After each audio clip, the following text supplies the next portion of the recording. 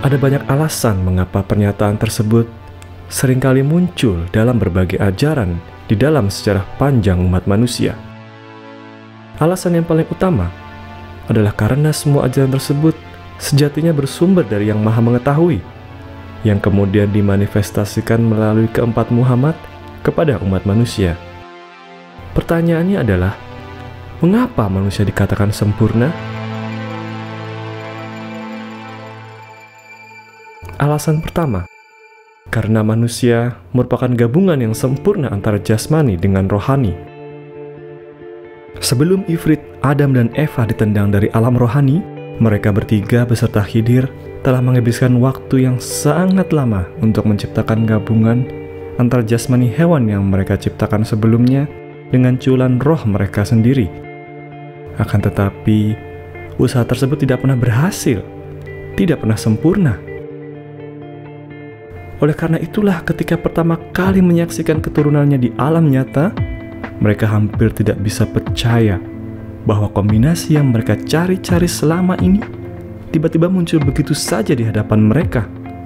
Dengan kata lain, manusia adalah perwujudan kesempurnaan yang tidak pernah berhasil mereka capai sebelumnya. Alasan kedua, karena manusia merupakan sebuah makhluk yang penuh kontradiksi. Yang sering dilupakan oleh kebanyakan manusia adalah bahwa umur alam semesta sangatlah tua jika dibandingkan dengan umur umat manusia. Sebelum manusia pertama kali menginjakkan kakinya di muka bumi, terdapat miliaran makhluk hidup lain yang telah mengisi alam semesta, hasil kreasi kelima Nur Muhammad berkat kekuasaan yang diberikan Yang Maha Besar. Manusia, jika dibandingkan dengan miliaran kreasi Nur Muhammad lainnya, sangatlah berbeda, aneh dan unik. Oleh karena itulah manusia dikatakan sebagai makhluk yang sempurna. Alasan ketiga adalah karena manusia sejak awal didapuk menjadi pemimpin bagi alam semesta. Ketika Jibril alias Nur bertanya kepada Yang Maha Esa, mengapa keempat saudaranya dibiarkan meskipun terang-terangan melanggar perintahnya? Allah menjawab, sesungguhnya aku hendak menjadikan seorang khalifah di muka bumi. Dengan kata lain, Yang Maha Mengetahui sejak awal memang sudah tahu bahwa Ifrit, Khidir, Adam, dan Eva akan melanggar perintahnya. Mendengar jawaban Yang Maha Kuasa tersebut, Jibril kemudian bertanya, mengapa engkau hendak menjadikan khalifah di bumi itu orang yang akan membuat kerusakan padanya dan menumpahkan darah, padahal kami senantiasa bertasbih dengan memuji engkau dan mensucikan engkau. Ketika keempat Muhammad tenggelam dalam keasyikannya bereksperimen, Nur sudah mengetahui makhluk apa yang sedang saudara-saudara tersebut ciptakan. Yang Maha Esa kembali menjawab, sesungguhnya aku mengetahui apa yang tidak kamu ketahui. Mendengar jawaban tersebut, Jibril pun berhenti bertanya dan mulai berpikir sambil terus mengamati keempat saudaranya. Kala itu Jibril belum mengetahui, untuk menjadi pemimpin, manusia yang terbuat dari kontradiksi memang harus dihadapkan pada pilihan, harus diperbolehkan melakukan kesalahan sekaligus menghadapi konsekuensi dari pilihannya. Manusia harus menghadapi berbagai macam tantangan kehidupan bermodalkan keterbatasan sebelum pada akhirnya benar-benar bisa menjadi pemimpin bagi alam semesta. Semua itu adalah bagian dari proses yang pada akhirnya akan menjadikan manusia makhluk yang benar-benar sempurna.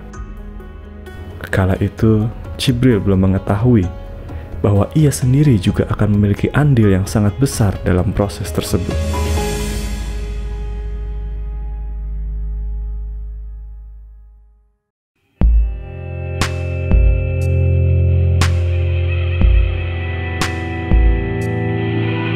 Terdapat 7 lapisan utama yang menjadikan manusia unik.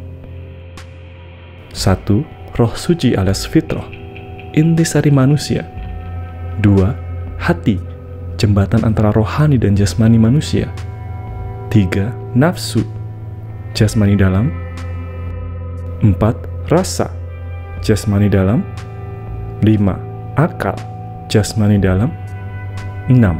Pikir, jasmani dalam. 7.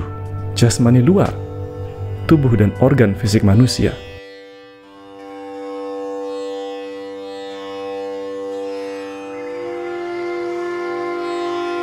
Ifrit, Khidir, Adam, dan Eva tidak pernah berhasil menyempurnakan pencampuran antara jasmani dan rohani sebelumnya, tidak peduli seberapa besar usaha mereka lakukan. Oleh karena itulah, sejak pertama kali menyaksikan makhluk yang tersisa ketika salah satu anak mereka mati, hingga pada akhirnya mereka menyatakan ketidaksanggupan mereka membimbing umat manusia, meskipun Muhammad memiliki banyak sekali teori dan hipotesis, mereka tidak pernah memahami dengan sesungguhnya kodrat dari manusia, ketujuh lapisan eksistensi tersebut.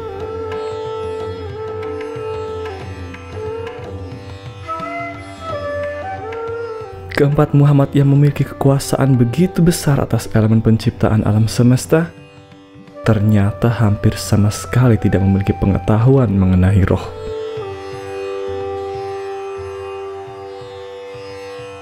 Ketika Ifrit, Khidir, Adam, dan Eva sibuk bereksperimen menggabungkan roh dengan jasad hewan, tanpa sepengetahuan mereka, Jibril, atas perintah yang maha pengatur, mengumpulkan dan menyembuhkan cuilan roh-roh sisa dari percobaan gagal mereka di sebuah tempat di alam rohani. Keempat Muhammad begitu fokus dalam eksperimen mereka sehingga sama sekali tidak menyadari Jibril telah berhasil mengumpulkan miliaran potongan roh mereka yang berbeda-beda kadarnya tersebut. Bahkan setelah mereka berempat turun ke alam nyata dan melihat sendiri makhluk yang bernama manusia. Cuilan-cuilan roh yang berasal dari Ifrit, Khidir, Adam, dan Eva tersebutlah yang disebut sebagai fitrah, intisari utama penyusun manusia. Jibril alias Nur, yang paling berbeda jika dibandingkan keempat saudaranya, kemudian diberikan kekuasaan oleh Yang Maha Pengatur, menggabungkan fitrah-fitrah tersebut dengan jasmani hewan yang berada di dalam kandungan Ifrit dan Eva yang berusia 4 bulan. Sehingga untuk pertama kali terciptalah makhluk yang bernama manusia. Jibril kemudian merancang sebuah sistem sehingga proses tersebut terjadi secara otomatis pada anak-anak keturunan keempat Muhammad. Akhir zaman, sebuah istilah yang menggema dalam berbagai ajaran di sepanjang sejarah umat manusia dengan nama yang berbeda-beda, sebenarnya mengacu pada suatu ketika fitrah-fitrah yang berada di dalam rohani tersebut sudah turun semua ke alam nyata dan mewujud menjadi makhluk yang bernama manusia. Akhir zaman terjadi pada tahun 1999 kalender Masehi.